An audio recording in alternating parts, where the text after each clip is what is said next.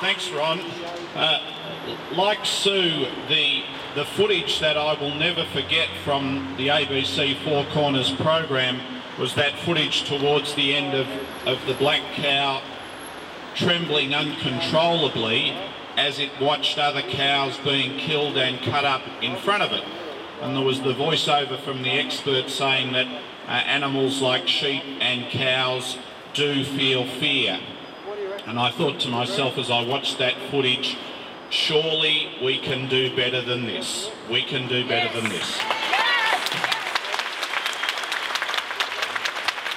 When my parliamentary colleague Janelle Saffin and I gave notice of motion in the caucus the next day, the government announced that it would ban the export of live cattle to the dozen or so abattoirs which had been outed and exposed by that footage. But Janelle Saffin and I and others made it clear that we would proceed with our notice of motion because there are something like 100 other abattoirs in Indonesia, and we could not be confident that those practices would not be going on at those other abattoirs. And secondly, we saw boats being loaded for export going off to Indonesia in the days after that, and we could not assure the Australian people that those cattle would not be subjected to the same practices that we had seen on Four Corners.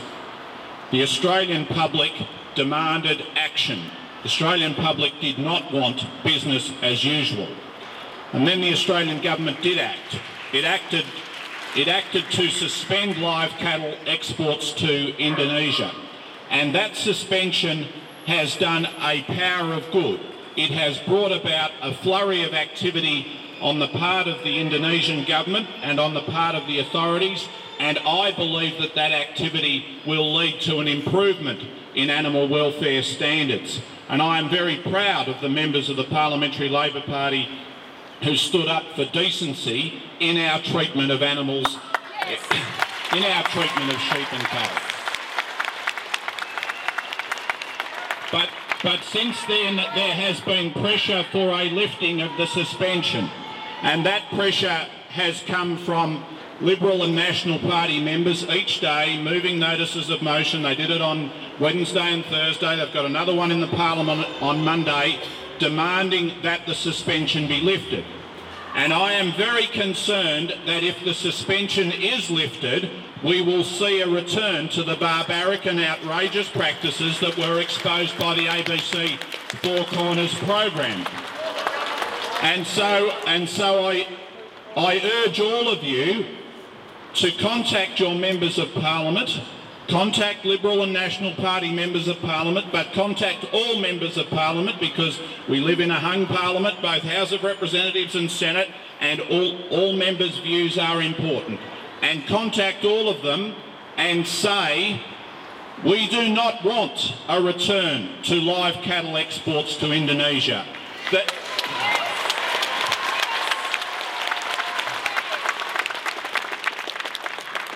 Tell them the jig is up on live exports. It is time to move to domestic processing. That is the future of the meat industry.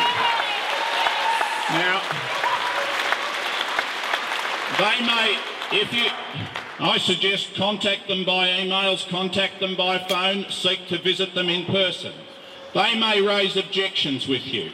They may say that this is inhumane to the cattle who are in Northern Australia, that they may starve. Let me tell you, this is not true. There are animal welfare standards in practice in Australia which make it illegal to starve cattle or simply turn them into the bush. So it is not true that there is some debacle now occurring or about to occur in Northern Australia. They may tell you that this is bad for the industry and that many jobs will be lost. Let me tell you again, this is not true. There are abattoirs in Townsville, in Mackay, in Rockhampton, which have spare capacity, and these animals can be fattened up and be part of the meat processing industry in Australia. As for the jobs, the fact is that since we moved in the direction of live exports, there have been over 150 abattoirs closed in the past 30 years, and some 40,000 jobs have been lost, 1,000 jobs lost in the past year. So that is where the job losses have occurred. They may tell you that Indonesia will go elsewhere for its beef supplies. Again, this is not true. Indonesia has put out feelers in relation to New Zealand. New Zealand, which to its credit has a ban on live exports of sheep and cattle.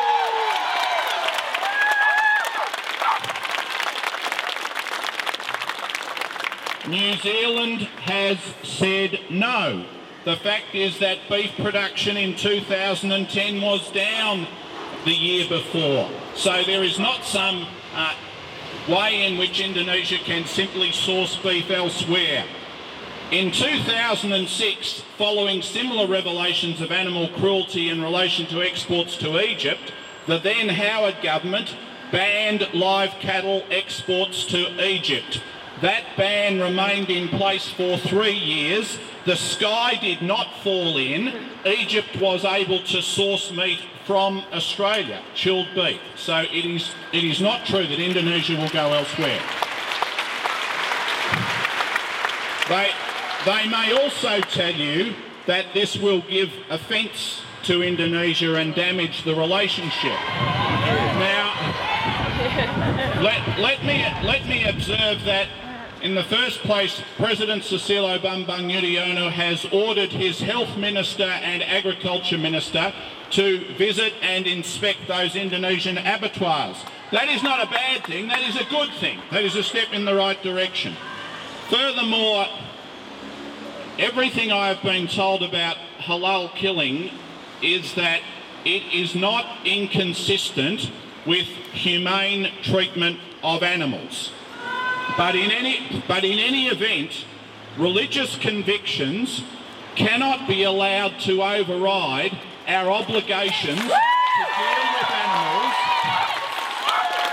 in a decent and humane way.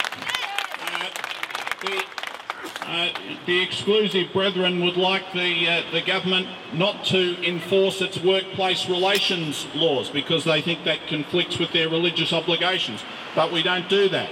You are not allowed to have multiple wives or multiple husbands as part of your religious convictions. So religious convictions do not get us out of our obligations to deal with animals humanely.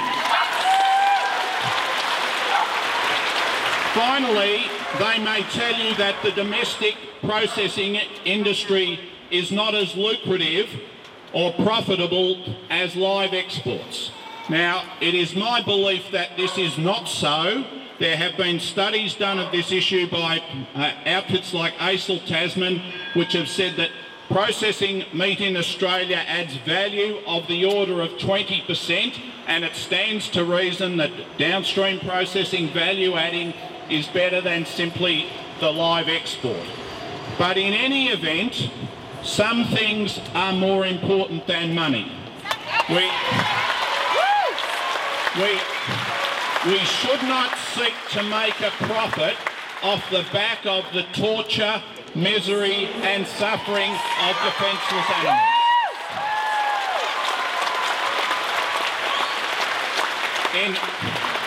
Way back in 1791, when William Wilberforce introduced his anti-slavery bill, there was an MP in the British Parliament by the name of Colonel Tarleton who voted against this bill and argued against this bill on the grounds that it would annihilate an industry which employed over 5,000 sailors and 160 ships. Now, they rejected that argument 220 years ago, and we should reject it again today. Thank you.